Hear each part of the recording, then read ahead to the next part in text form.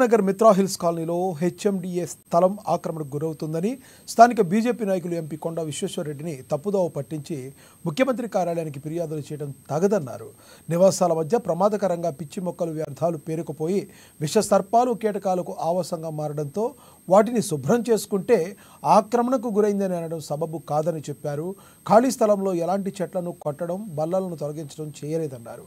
గడ్డి, పిచ్చిగడ్డి మొక్కలు ఏపుగా పెరగడంతో ఇటీవల ఒక ఆవు, కుక్క చనిపోవడంతో పాటు తరచూ పాములు ఇళ్లలోకి వస్తున్నాయని వాపోయారు.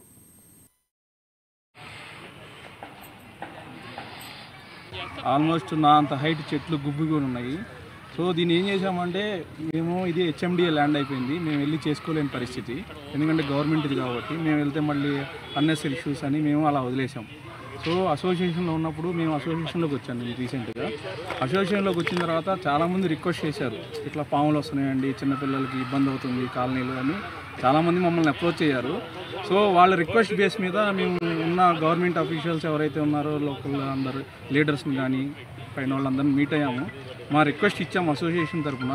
సో వాళ్ళ తరఫున వాళ్ళు కూడా హెచ్ఎండి వాళ్ళకి రాయటము, వాళ్ళు వచ్చి ఇక్కడ చూడటము, చూసిన తర్వాత వాళ్ళు కూడా ఓకే చాలా గార్బేజ్ ఉంది అనుకున్నారు, కానీ ఎవరు రిమూవ్ చేయలేదు.